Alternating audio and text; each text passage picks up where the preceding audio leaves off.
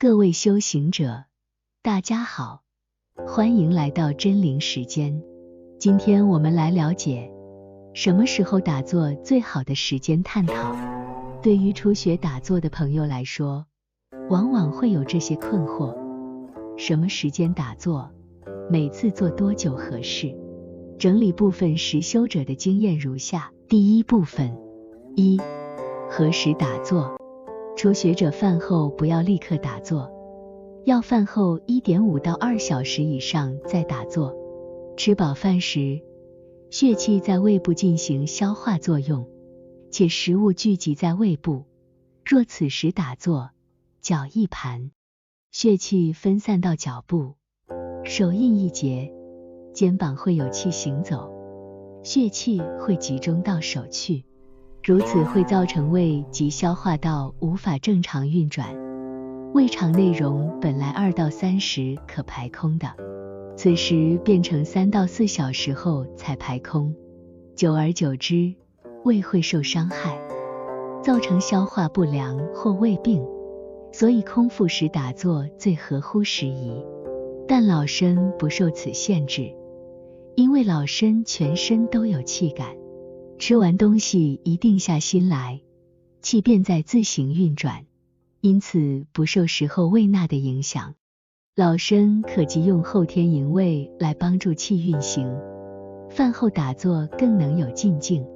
初学者打坐时间选在1、早上起床盥洗后；2、睡觉前打坐，约在11点时，就不受时候多久才能打坐的困扰。2、打坐时间长短，初学的人可由10到15分钟开始，慢慢加长打坐时间，至每炷香约1个半钟头到2个小时左右。每天至少早晚2次打坐，若有气感时打坐，半小时打坐则可抵得过2小时的睡眠。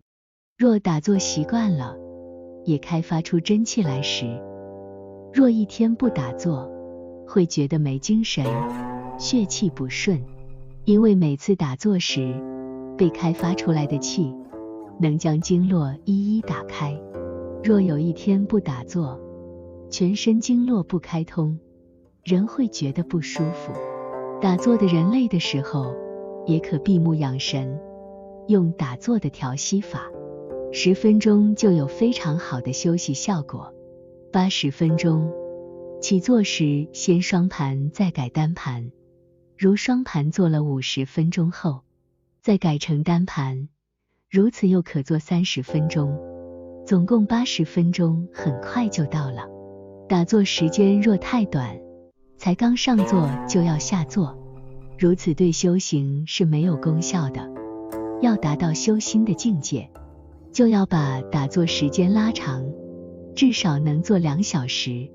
譬如修心中心法修到最紧要关头，一次要做6小时，一天要做3座，共18小时，如此加紧用功才会有成就。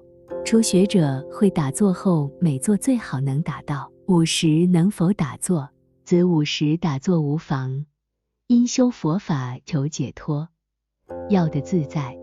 若对佛禅有所认知后，就能不为敬父，更不会挂碍何时不能打坐，则50指夜晚11到1点。此时间内因地球、月亮、太阳之间互相引力的关系，大气中磁能、真气最旺，若能吸气入体中，可化成内气，有助于色身的用功。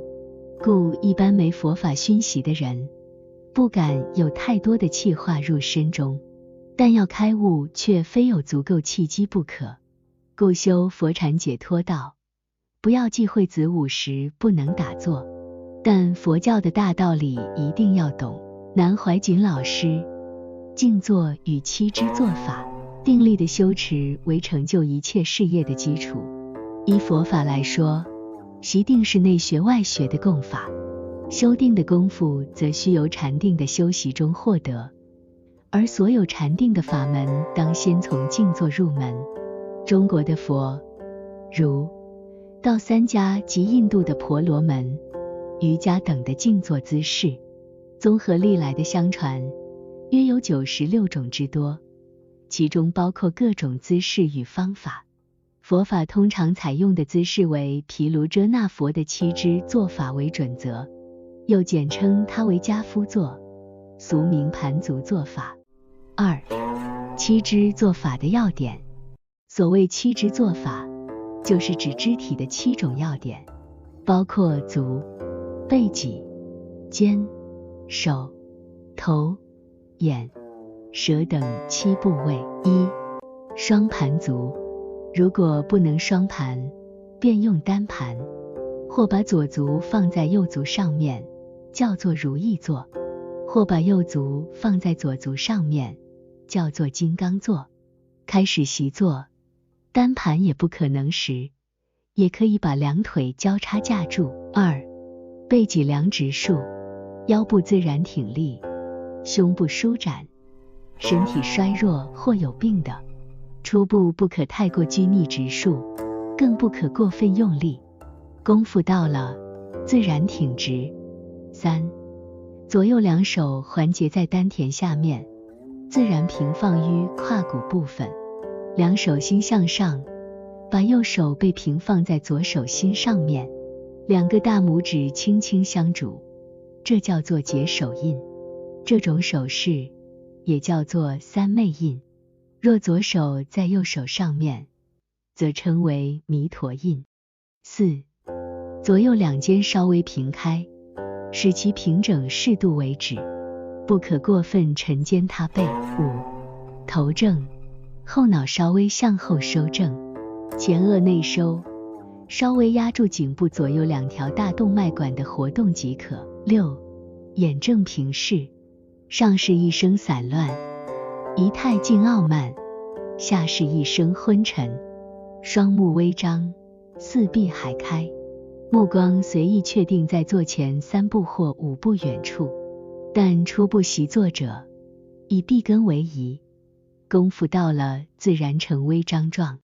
7、舌头微是抵上颚，犹如还未生长牙齿婴儿酣睡时的状态，如有口水时，宜慢慢咽下。3、静坐的环境与注意事项。1、静坐时空气必须流通，但是不能让风直接吹到身上，以避免将来的风湿病。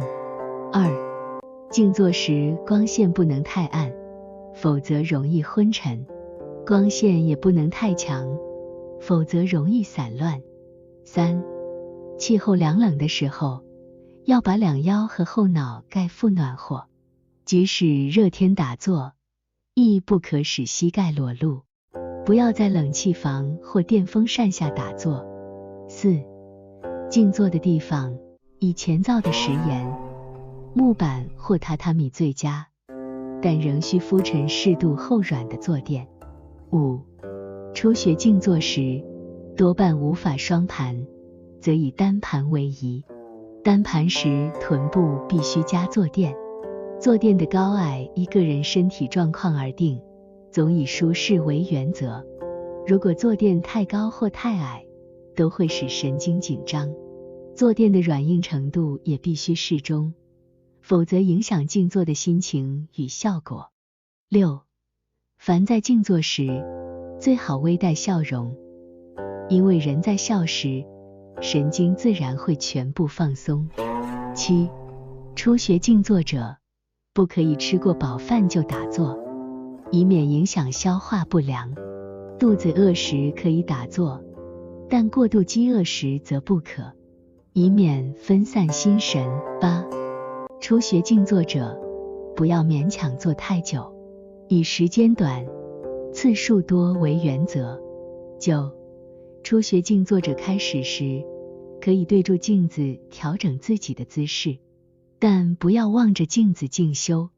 坐好之后，上体缓缓向前俯屈，再恢复原姿，然后头部自然缓慢上下摆动，以正其身。10、去掉一切束缚，如手表、眼镜等物。4、有关七支做法的传说。根据佛经上的记载，这种七支做法早已失传。后来有500罗汉修持多年，始终不能入定。虽然知道从远古以来便有这种静坐入定的坐姿，但始终不得要领。有一次在雪山深处，他们发现一群猴子利用这种方法坐禅，因此照样学习，便由此证道得阿罗汉果。这个神话式的传说相传已久，不必加以考证。总之，它是合于生物天然法则，那是毋庸置疑的。而且这种姿势，大体来说，很像胎儿在母胎中的姿势，安详而凝密。好了，今天的分享就到这里了，谢谢你们的观看，我们下期见。